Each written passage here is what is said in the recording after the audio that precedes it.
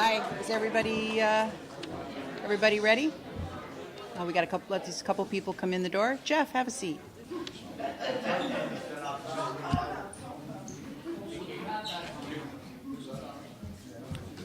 Yeah. Yes. We're live. Okay. Hi, everybody. In case you don't know, I'm Katie Francis, Vice Chair of our Town Council. Would you all please rise for the Pledge of Allegiance, and we'll follow that with a moment of silence in memory of Lisa Stanchfield, who was a 20-year member of our Department of Public Works.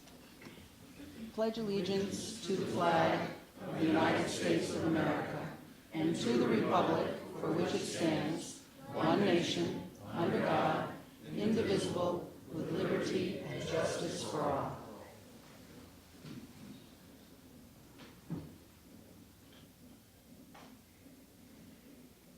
Thank you very much, and our prayers are with Lisa's husband, Alan, and their family. So thank you all for joining us this evening for what is the very first State of the Town address that has ever been presented in New Milford, at least as far as I could suss out in all the years.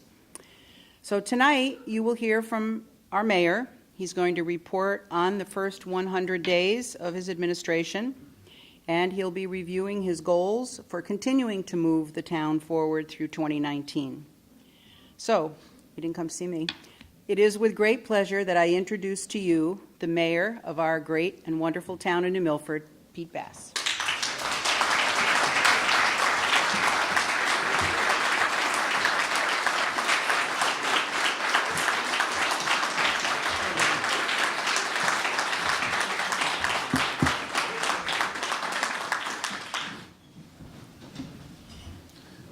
Good evening, and thank you very much for coming tonight.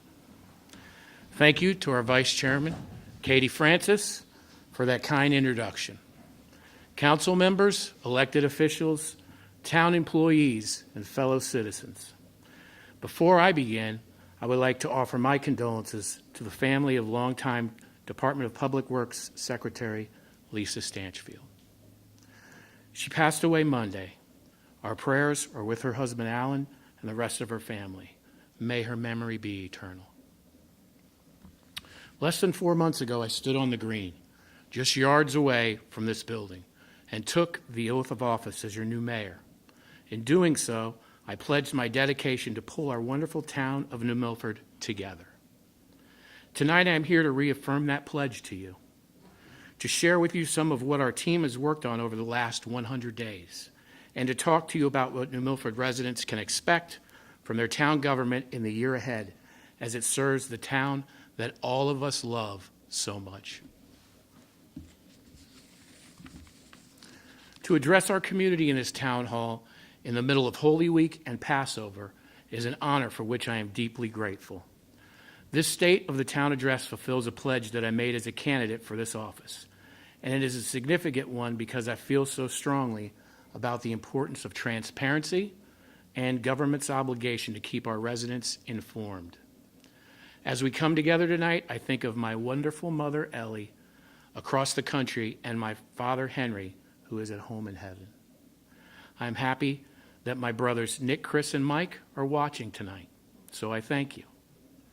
I'm happy to have my wife, Tammy, here with us, and I would like to thank my 3 daughters, Jordan, Tia, and Fotini. I'd like to thank all of them for their amazing support and generosity as they have exhibited this tenfold, allowing me to work 24/7 for all of you for this, the greatest town in America, New Milford. I've noticed many of our elected and appointed officials are here tonight. Town Clerk Noreen Pritchard. Where's Noreen? If you could stand up.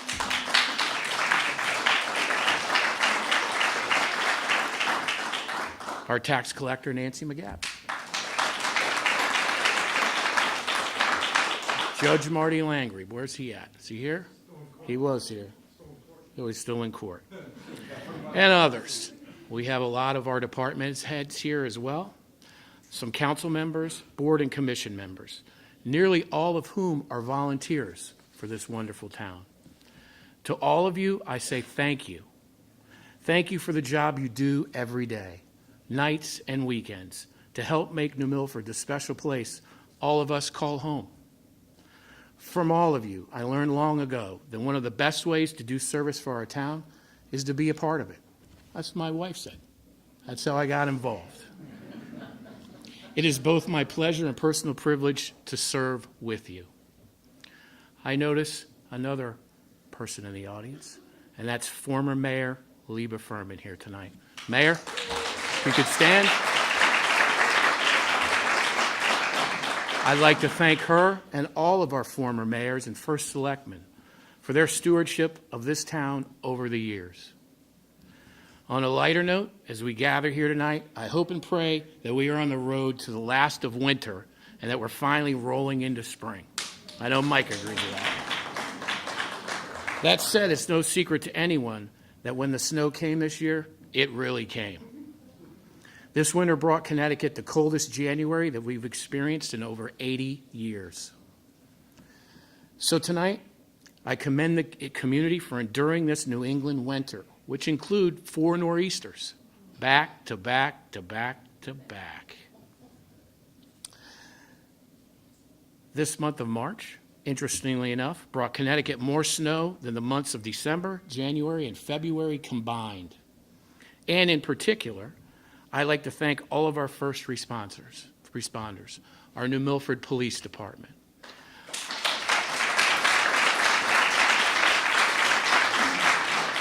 Our New Milford Fire Departments. Our New Milford EMS. Our New Milford Park and Recreation Department. And our New Milford CERT team. I'd also like to especially thank Mike Zarba and the members of the New Milford's Department of Public Works team for all they did to keep New Milford streets clear, safe, and accessible as conditions allowed. Thank you, Mike. Thank you to the men.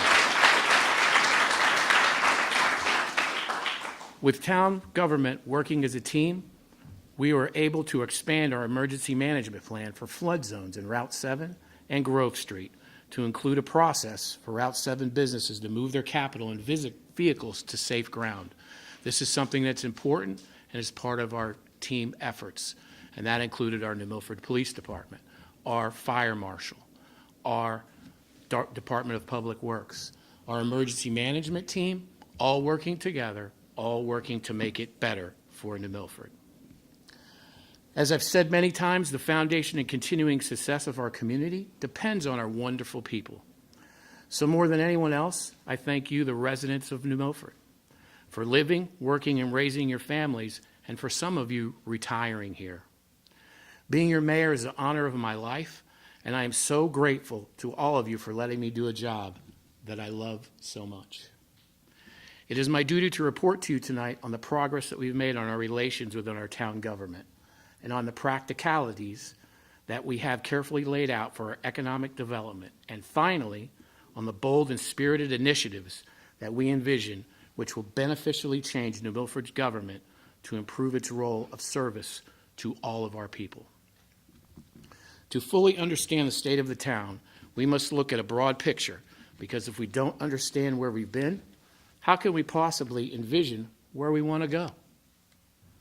We must have a deep appreciation for New Milford's history, both recent and not so recent, if we are to successfully master our own destiny.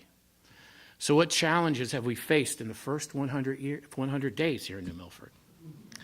All of us are aware of the crippling financial problems that our state government has placed upon New Milford and the towns across the state. Adding to our troubles, of course, was the decision by the state to take away funding from both our education cost sharing grant and aids to our town operations. With the additional decline in town government revenue projections, the town of New Milford's revenues will be over $3 million less than last year. This $3 million shortfall is the equivalent of losing our top 4 commercial taxpayers. That would be Rocky River Transfer Station. That would be Kimberly-Clark. That would be the Stop and Shop Plaza and Kohl's Plaza, all closing all at once, gone. Simply put, this money was pledged to us, relied upon us by the state of Connecticut, which has been here for decades, and then the state unceremoniously took that money away. This caused an unprecedented decline in state revenue for the town of New Milford, which has resulted in a fundamental change in how we operate the town side of the budget. For example, we have undertaken the following initiatives. First, we are looking at opportunities to partner with our neighboring communities, providing regional services to help offset costs to not only the taxpayers in New Milford, but the taxpayers in the surrounding towns. Second, cooperative purchasing of long-term capital items with our Board of Education partners for economy of scale, thus providing cost savings to our community. As we work together across the board, both with the Board of Education and the town, working collaboratively, we can save money, which helps the taxpayer. Protecting the town through continued litigation on Century Brass. This litigation was brought on before I got here and needs to continue. Without the litigation, the town could be exposed to heavy financial amounts of money being lost to this town. So we need to protect our exposure and to continue with our litigation. We are looking at a top-to-bottom review of all departments and their budgets and day-to-day spending at a level that's never been required before. Thank you to all of our department heads for all their many days and nights of helping us through this tsunami, I call it. So I can't thank you enough for the department heads that are here tonight. Thank you. If we could give them a round of applause for those. We are also looking at a complete and thorough review of all major projects to make sure that they are both economically and environmentally sound and they benefit the town of New Milford. Finally, we face the profound, unfortunate task of needing to eliminate some positions. To right the township and move the town government forward, this is something that we have to do. As I've said before, we are now living in a new paradigm of less reliance on state revenues and more on using New Milford's greatest asset, its ingenuity and its people. Because of the predicament created by the state, New Milford cannot afford all that it would like to do. In fact, we can't even afford all that we currently have. Just the same, it is within our abilities as a town government and a community to change this picture. There is an upside.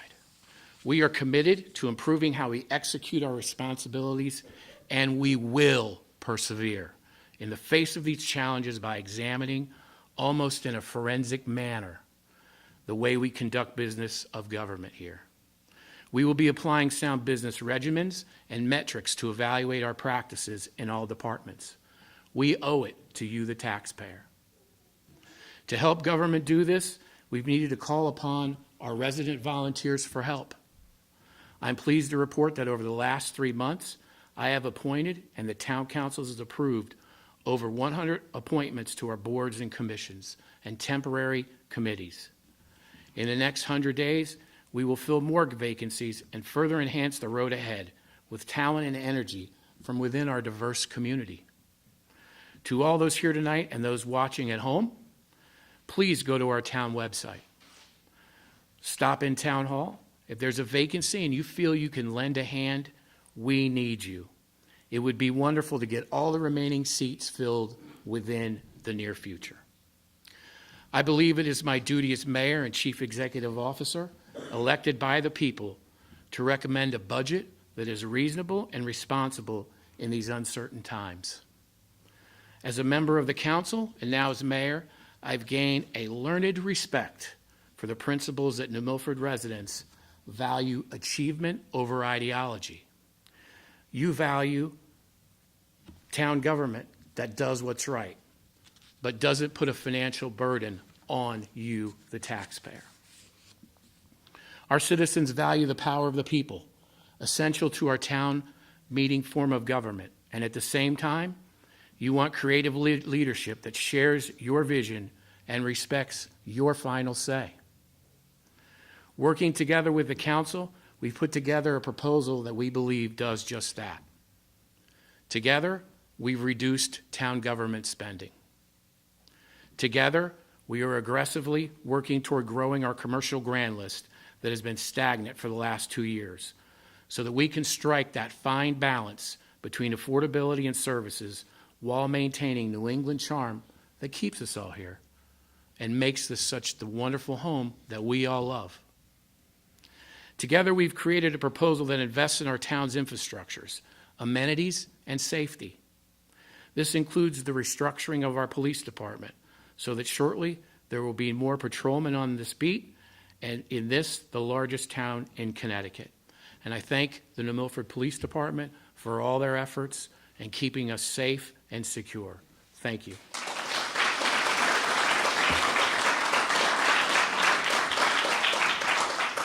Together, we will continue to work with the Board of Finance in the budget season to attempt to give our citizens as much information as possible and allow all the opportunity for all of us to participate and to be heard.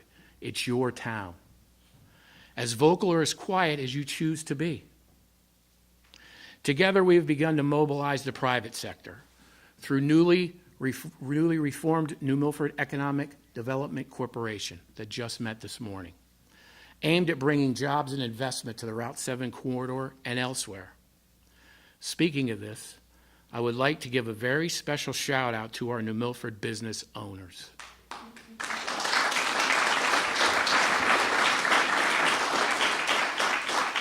Because of you, our residents have a wide variety of places to shop for products, services, and goods.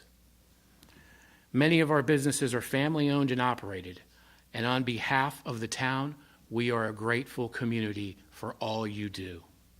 I say thank you. Thank you for your investment that you've made in New Milford and for helping us grow.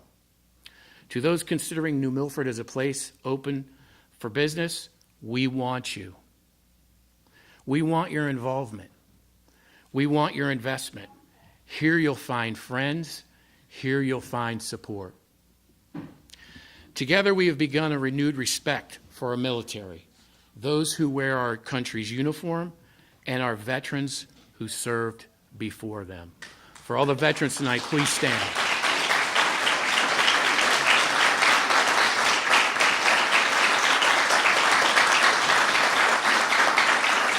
Thank you.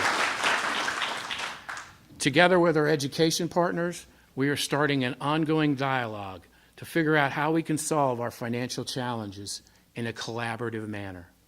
I've been meeting with the Board of Education and the superintendent about every 10 days. We're working in a collaborative manner to figure out how we can continue to provide a quality education at a reasonable budget. Together we've made a new beginning, but we have only just started. We have worked as a town government to be more transparent by retooling our town website for more frequent updates and easier access. We have implemented a social media policy to give guidelines and encourage our municipal departments to utilize social media as part of the ongoing efforts to keep you citizens active and informed.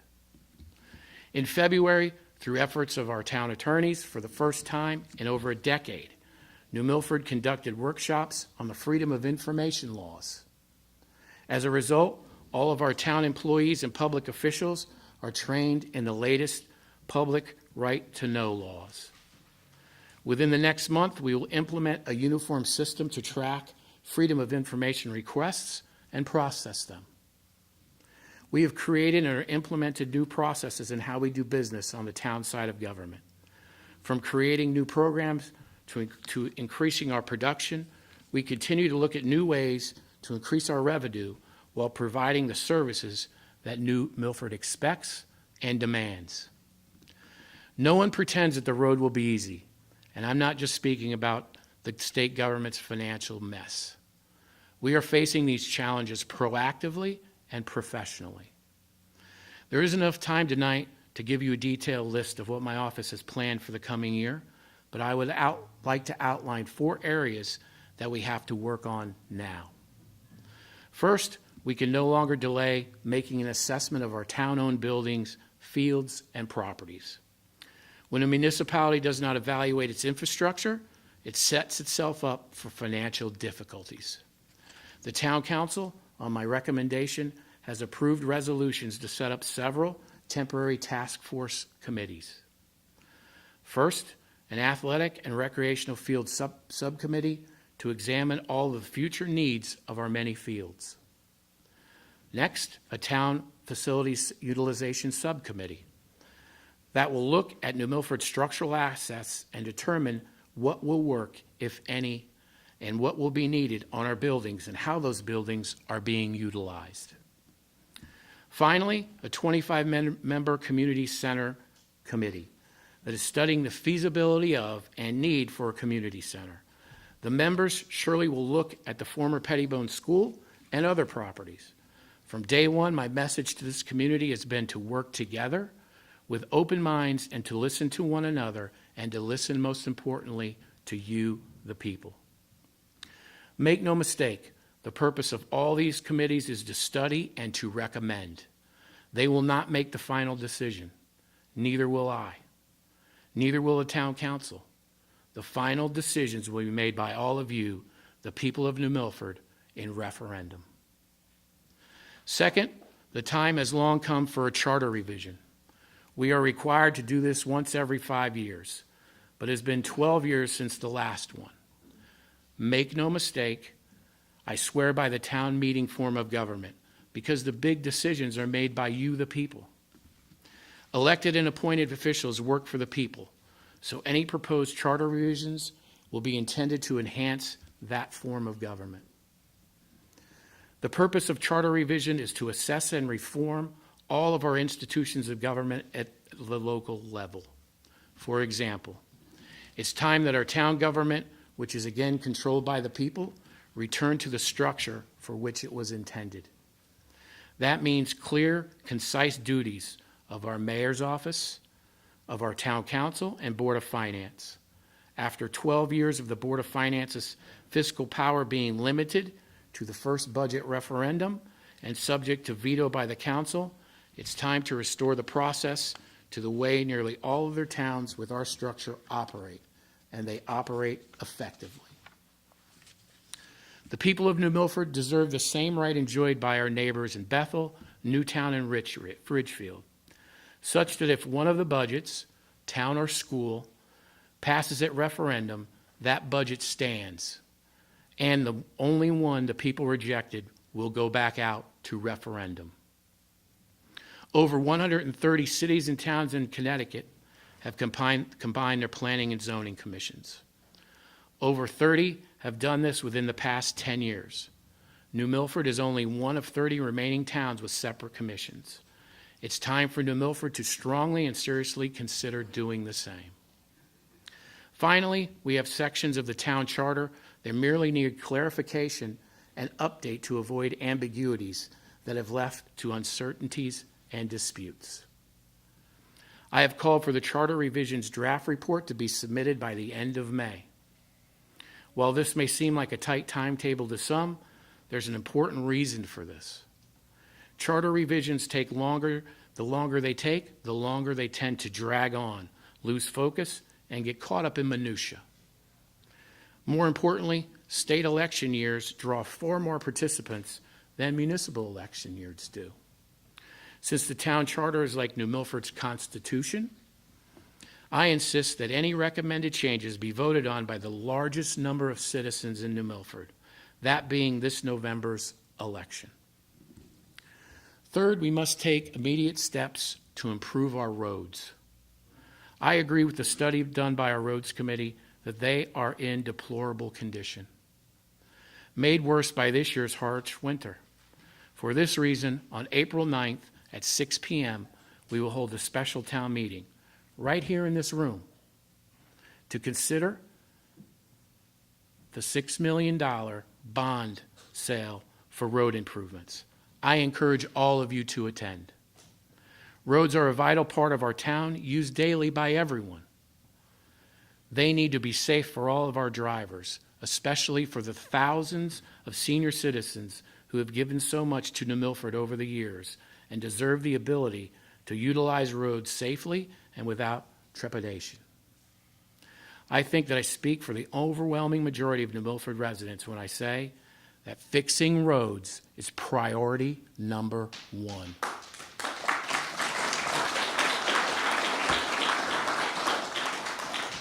Fourth, strategic planning and implementation of our town's future development. From updating the plan of conservation and development, riverfront development, updating our zoning and planning regulations, and workforce training. These are all within the mindset of providing for growth while keeping New Milford's charm. Harnessing our volunteers' experience and knowledge will put New Milford on the path of 21st century growth. I could give similar examples of projects that are currently in the works, from the move of the Housatonic Probate Court to 47 Bridge Street, the cleaning up of several out-of-date ordinances, to the town's efforts to fight blight. However, these are all ongoing efforts that require all of us, not just a mayor, not just a council, all of us. Every month we hold a Saturday morning coffee to which I invite everyone to share their ideas and voice their concerns. To date, over 200 New Milford residents have come and done just that. Before the year is out, I would love to see 1,000 more. Let me sum up my thoughts. It is no longer sufficient for New Milford to live and let live. All of us who work for you and with you must be proactive. All of your town officials must be productive and decisive and demonstrate an ability to think and work outside the box. I hope that our work over the next year will inspire our young New Milford citizens with a sense of enthusiasm to be part of this great and promising period in our town's history. I hope that our work shows our senior citizens that they made the right decision when they selected New Milford to live, raise, and now to retire. One of the most important things that I think we should all remember is to let us conduct ourselves that from 50 years from now, when there's another mayor and there's another council, that they can look back and say at this point in time, we did it right.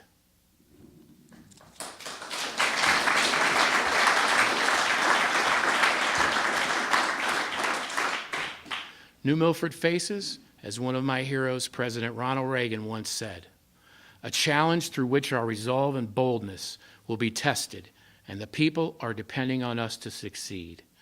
Let it be said that we met this challenge with our resolve and boldness, and we stood firm. May God bless you. May God bless the United States of America, and may God bless the greatest town in this country, New Milford. Thank you. Thank you.